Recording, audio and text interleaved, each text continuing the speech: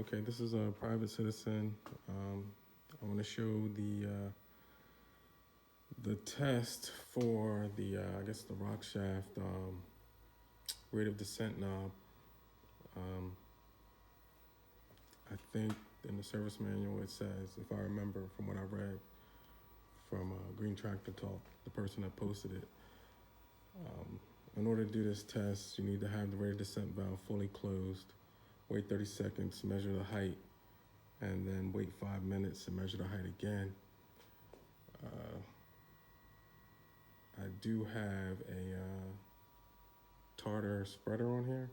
The spreader weighs 135 pounds, and inside I have a air compressor from Harbor Freight that might be maybe, I don't know, 25, 30 pounds. I have a 5 gallon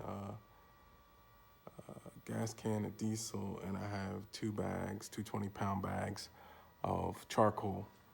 So at most, this is probably 200 pounds, not the 500 that the test calls for. But I just want to see how this does. So I will start it up. It's already in the up position. I'll demonstrate that the rate of descent valve is closed, and I'll turn it off and measure and see what happens.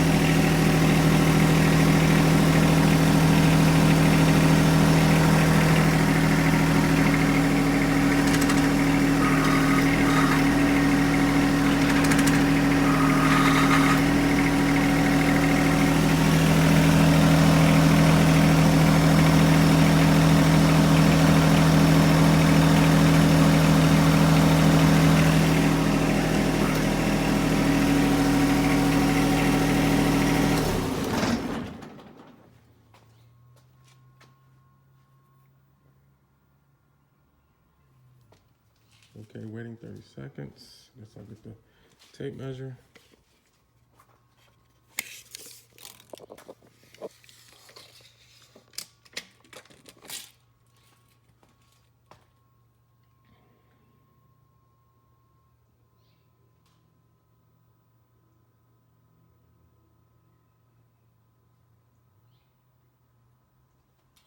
Okay, 30 seconds.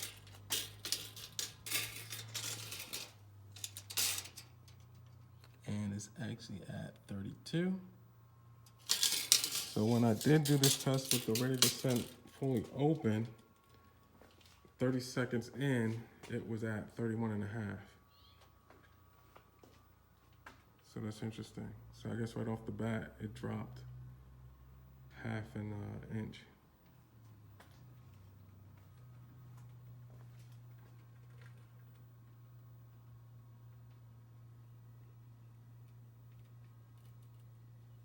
So now it's just a waiting game. I don't know, so what should we talk about? Would I buy it again? I've only had it for 3 months. There's a whole lot of service. I mean, you really gotta grease all these zerks and everything, and there's hidden grease zerks and whatnot, and a lot of lubing this, that, and the other thing. Also with the transmission, down underneath here, I don't know if you can see where I'm kind of pointing, but underneath in the back, you'll see a hose coming out, and when you change out the fluid, transmission fluid, you gotta, I think that's the transmission fluid. I have to look, yeah, I think it is. But I'll check, it might be the oil. Anyway, there's a screen there, and then there's a magnet inside to catch all the metal pieces, so you gotta clean that out. But it's kind of like, I don't know whether you call it a midlife crisis thing or just like having adult toys, but it's fun. I like doing stuff with it. It seems like there's a tool or implement that you can attach to help you do anything. I figure, you know, the older I get, the less heavy lifting I should probably be doing. And this thing does a lot of heavy lifting. So, you know, it cuts the grass faster than my Craftsman mower did.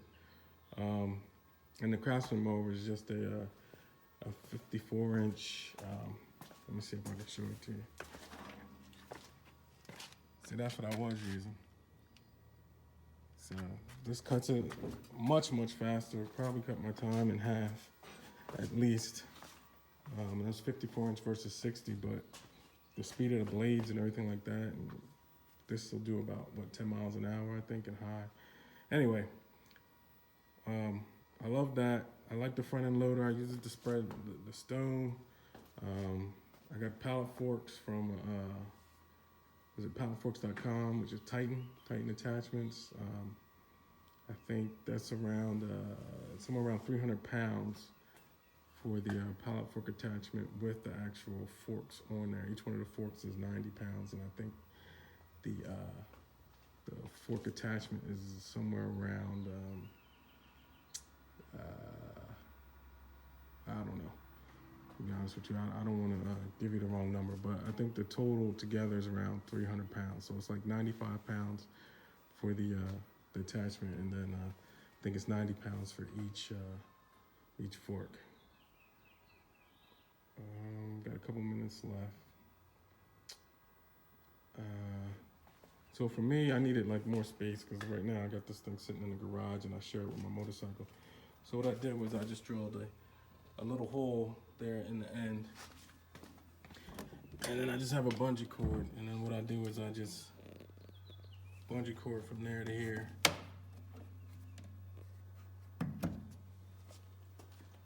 And then that just holds the chute up out of the way just to give me extra space. So that like provides like an extra foot of clearance on this side to walk by or anything like that. I guess I need to get a shed or garage, but I'm not too excited about paying additional property taxes.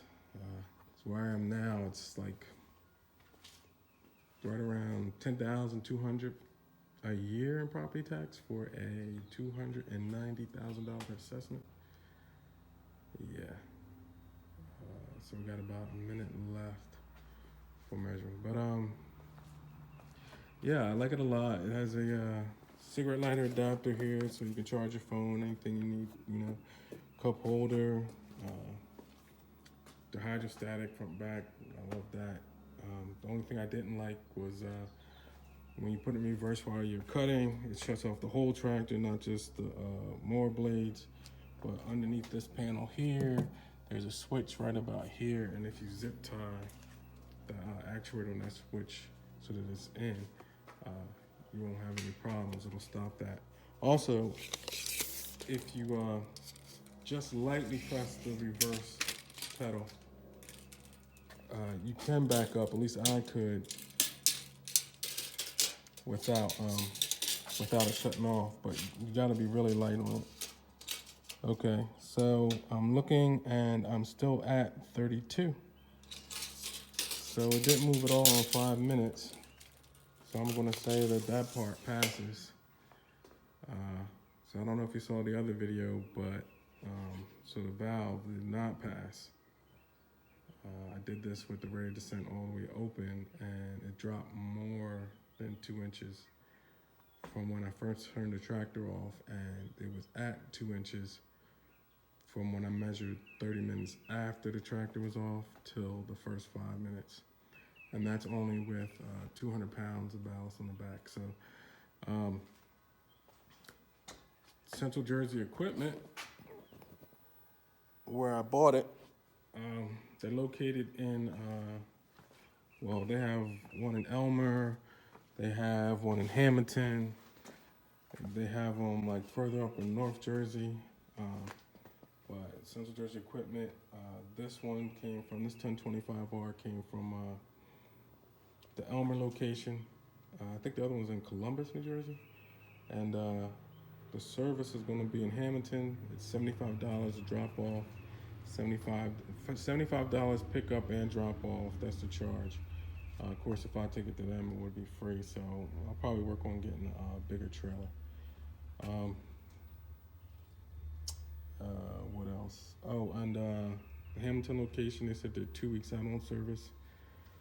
The Elmer location said that they were 4 weeks out on service, and so if I made my appointment today, they would have come and picked it up, and they said it needs to stay there at their location until they actually start working on it. That they said they would not come and pick it up closer to when it needed the service. So I think that's about it. I hope this was informative. I don't know. Just hope anybody who's thinking about getting one. I do like it. I would have done it sooner, but it costs a lot of money, and it's kind of hard to justify spending that kind of money, when you don't really have a whole lot of tasks.